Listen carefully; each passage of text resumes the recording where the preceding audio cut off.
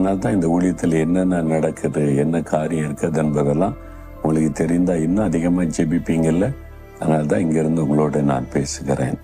சரி, இந்த நாளில் ஆண்டவர் உங்களுக்கு ஒரு வார்த்தை வைத்திருக்கிறார். ஏசாயா 48:18 உன்னுடைய சமாதானம் நதியை போலவும் உன் நீதி சமுத்திரத்தின் அலைகளைப் போலவும் இருக்கும். நதி ஓடுற பார்த்திருக்கீங்களா? அதுவும் மலையிலிருந்து தான் பெரும்பாலான நதிகள் உற்பத்தி ஆகி புறப்பட்டு வருகிறது. மழை பெய்யும் போது தண்ணி ஏராளமாய் மலையிலிருந்து இறங்கி அது நதியாக அப்படி ஓடி வருகிறது. நான் போய் இந்த மழை காலத்தில் நதி நிரம்பிட்டுன்னா போய் பார்ப்போம். எங்கள் ஊரில் தாமிரபரணி அப்படின்ற ஒரு நதி இருக்கிறது. இங்கேருந்து ரொம்ப பக்கம். நதியில் வெள்ளம் தண்ணி ஃபுல்லாக போகுதுன்னா அதை பார்க்கறதுக்கு நிறைய பேர் போவாங்க. நானும் போயிருக்கிறேன். அதை பார்க்கும்போது பெரிய அழகு தானே. அந்த நதி அப்படியே தண்ணி ஃபுல்லாக போகும்போது பார்க்கவே ஒரு ரம்மியமாக இருக்கும். ஆண்டவர் சொல்றார், உன்னுடைய சமாதானம் அப்படி இருக்கும். நதியை போல அப்படியே ஒரு செழிப்பா, சும்மா நீரோட போல இல்லை, வாய்க்காலை போல இல்லை, நதியை போல சமாதானம். இன்னைக்கு சமாதானம் தானே இல்லை. சமாதானம் பாதிக்கப்பட்டிருக்குதா? சமாதானம் இல்லாமல் தான் உலகத்துல நிறைய பேர் தவிக்கிறாங்க. பணம் இருக்குது, பதவி இருக்குது, புகழ் இருக்குது, எல்லாம் இருக்குது. சமாதானம் மட்டும் இல்லை. எல்லாம் இருந்த சமாதானம் இல்லாட்டா ஒன்று இல்லாத மாதிரி தான். ஒண்ணுமே இல்லாம சமாதான உள்ளத்துல இருந்தா அவங்க தான் பாக்கியவான்கள். இந்த சமாதானத்தை இயேசு கிறிஸ்து வாக்கு பண்ணுகிறார். என்றால் அவருக்கு பேரு சமாதான பிரபு. என்னுடைய சமாதானத்தை உனக்கு தருகிறேன்னு சொல்றாரு. ஆனா இந்த சமாதானம் எப்போ உள்ளத்துல வரும் தெரியுமா?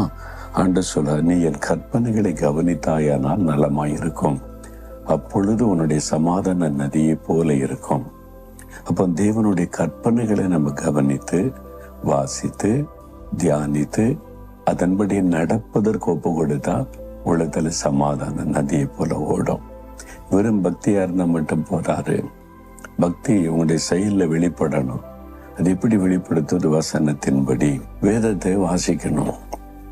தினமும் இந்த வேதத்தை வாசித்து அந்த கற்பனைகள் ஆண்டவர் என்ன சொல்லியிருக்கிறார் நீ கவனித்து, ஆண்டவரே நான் கீழ்ப்படிந்து நடக்க ஒப்பு கொடுக்கிறேன், கீழ்ப்படியே எனக்கு உதவி செய்யணும்னு ஜெபிச்சா ஆண்டவர் கிருபை தருவார்.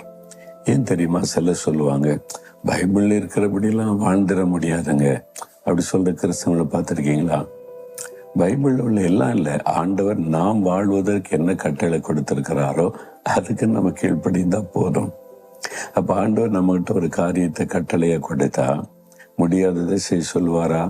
முடிஞ்சதை செய்ய சொல்லுவார். எல்லாரையும் நேசிங்க, சத்துருக்களை சிநேகிங்க, சபிக்கிறவளை ஆசீர்வதிங்க, நீங்க நேர்மையா நடக்கணும், நீங்க பூரண சர்க்குணரா இருக்கணும், பரிசுத்தமா இருக்கணும், தாழ்மையா இருக்கணும். அதான ஆண்டவர் சொல்லுகிறார்.